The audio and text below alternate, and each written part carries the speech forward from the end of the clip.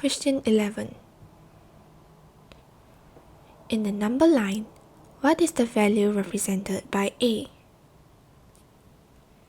First, we count the number of gaps between 5 and 7.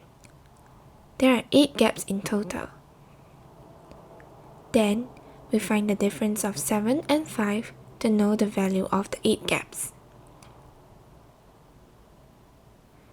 Now, we can find out the value of each gap, which is 0.25.